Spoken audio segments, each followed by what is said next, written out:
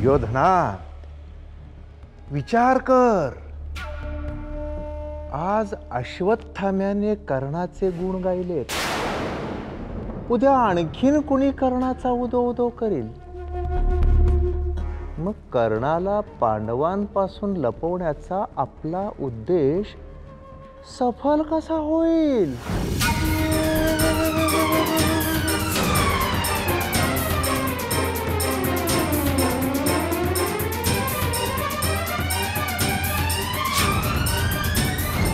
दुर्योधना, दुर्योधना, माझं ऐक. कर्णाला आपलंस कर. त्याला तुझा मिंधा कर.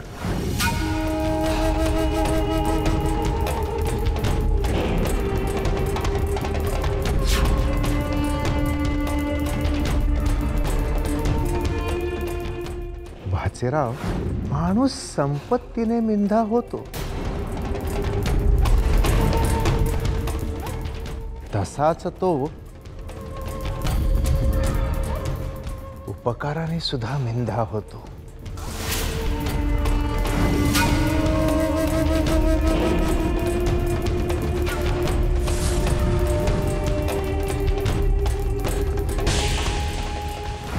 एका राजाने सूतपुत्राशी केलेली मैत्री म्हणजे त्या राजाने सूतपुत्रावर केलेला उपकार होय. दुर्योधना, कर्णाला नादी लाव. कर्णाला नादी लाव दुर्योधना.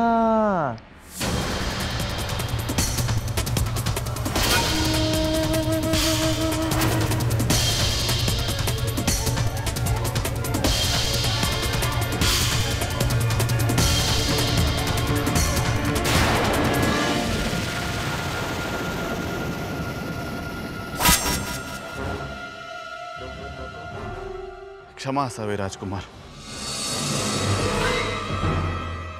आपण इथे माझ्या मित्राला भेटायला आलो होतो. मित्र? तू? राजकुमार कदाचित विसरले असतील म्हणून सांगावंसं वाटतं की हा कर्ण एक सूतपुत्र आहे, राजपुत्र नव्हे. मित्र हा केवळ मित्रच असतो मित्रा. न तो सूतपुत्र न राजपुत्र. तू आम्हाला विसरलास कर्ण, पण आम्ही क्षणभर तुला विसरलो नव्हतो. एक मित्र दुसऱ्या मित्राला आलिंगन नाही देणार कर्ण.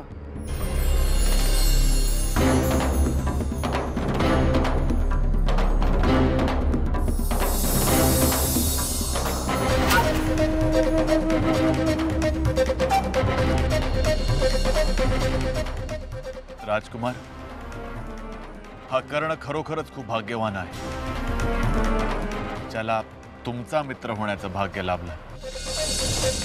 राजकुमार, हा तुमचा मित्र अगदी शेवटच्या श्वासापर्यंत तुमच्या मैत्रीच्या ऋणात राहील. चल मित्रा. कुठे?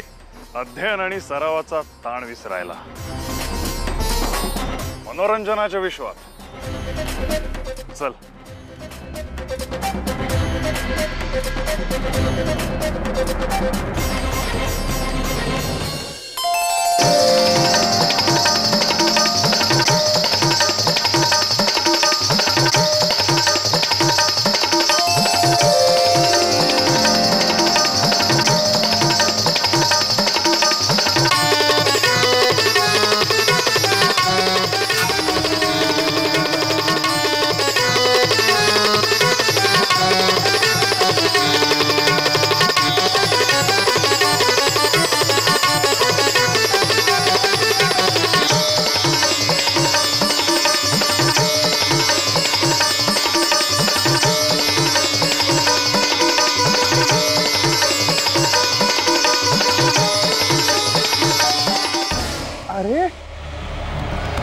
तुम्ही दोघं इथं?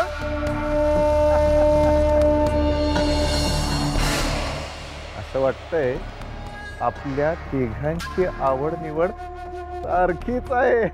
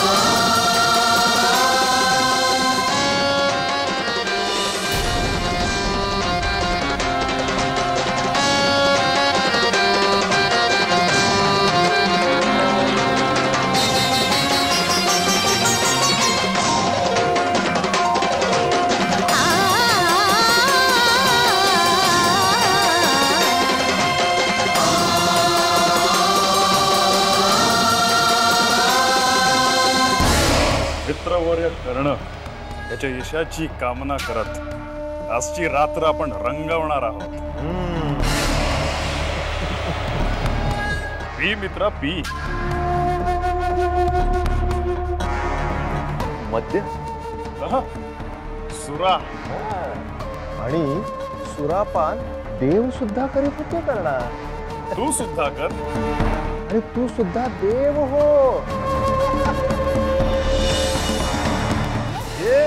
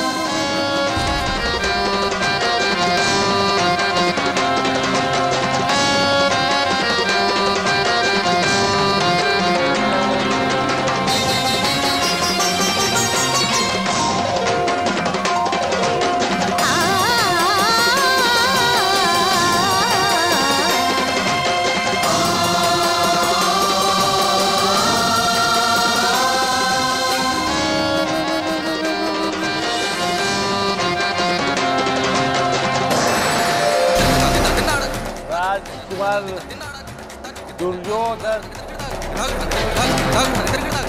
आज मी सुरापान केलंय.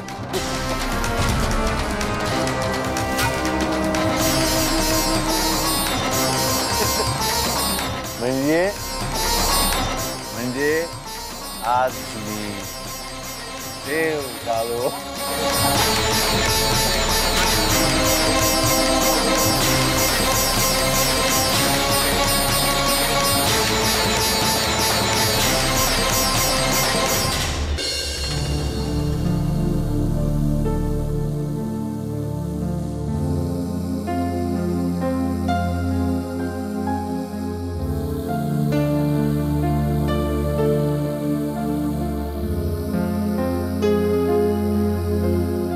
कुंती अजूनही जागीच?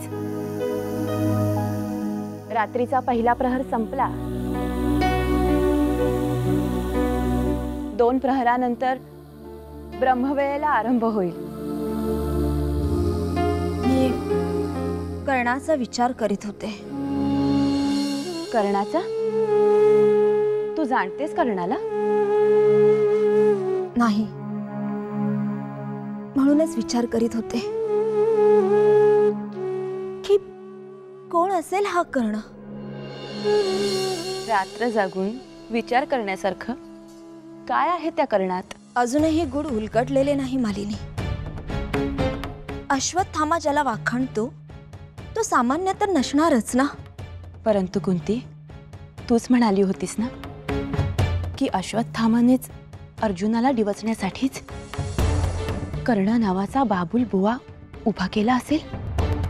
मालिनी, पांडवांबद्दल सदैव वैरभावना मनात ठेवणाऱ्या शकुनी मामा आणि दुर्योधनाने पांडवांना शह देण्यासाठी कर्ण नावाच्या महावीराला हस्तिनापूरच्या राजकारणात सामावून तर घेतले नसेल ना.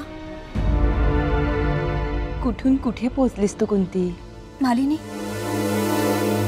तुला वाटतं का की गांधार नरेश शकुनी आणि दुष्ट बुद्धी दुर्योधन माझ्या युधिष्ठिराला युवराज बनू देतील?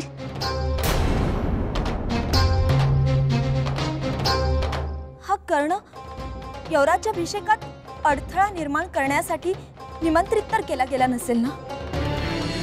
कुंती, चल विश्रांती घे. कुठल्याही गोष्टीचा कुणाशीही बादरायण संबंध जोडून मनस्ताप करून घेण्यात काय अर्थ आहे?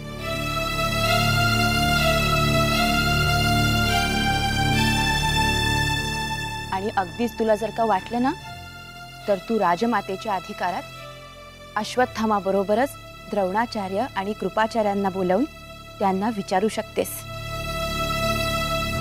की कर्ण कोण आहे. कमाल आहे हा तुझी कुंती. अगदी कालपर्यंत तू ज्येष्ठ पांडवाबद्दल चिंतित होतीस आणि आज कधीही न पाहिलेल्या कर्णाबद्दल.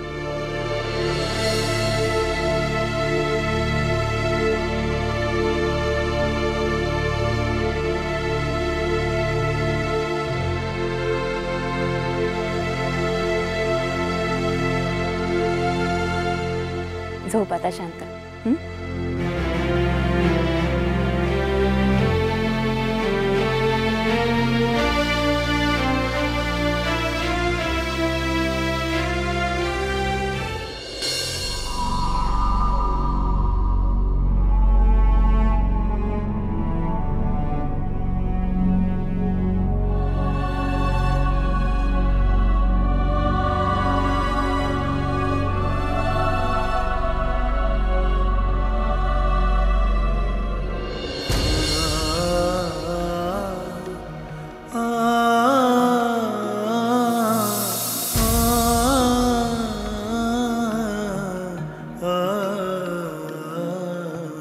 आई,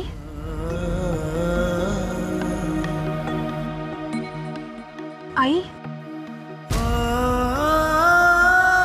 झोप येत नाही का? कर्णाची आठवण झाली ग पुरी.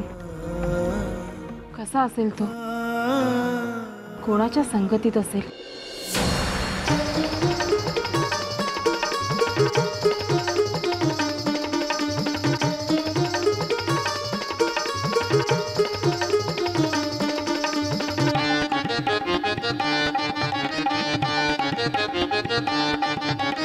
आज अचानक असा विचार का आला तुमच्या मनात?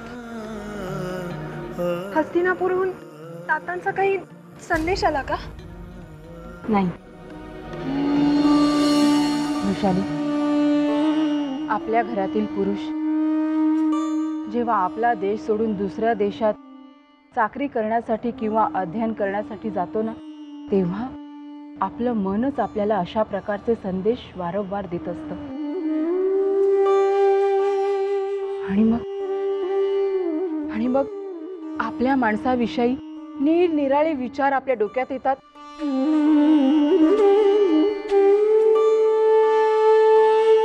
आणि आपण आपली मनःशांती घालवून बसतो. माझा कर्ण खूप भोळा आहे ग, राजकारणी नाही. आणि हस्तिनापुरात तर पावलोपावली कुटील राजकारण्यांचा वावर आहे. आज मी देव झालोय, मी तुला भान केलंय. मित्रवर्य, आज मी स्वतः तुला तुझ्या घरी पोहोचवतो. धन्यवाद राजकुमार.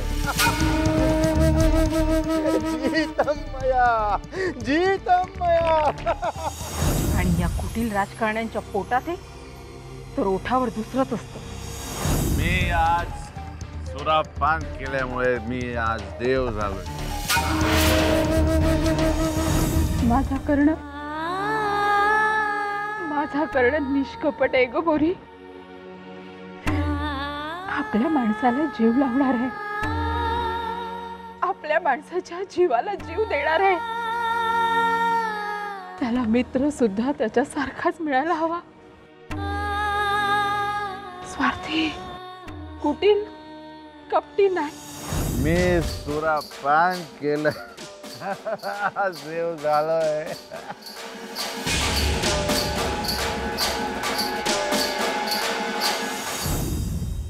म्हणूनच आपल्या वाडवडिलांनी सत्संगाचं महत्त्व सांगून ठेवले. सत्संग, चांगली संगत माणसाला उत्कर्ष आणि उन्नतीच्या मार्गावर नेते, तर वाईट संगत माणसाचं अधःपतन करते.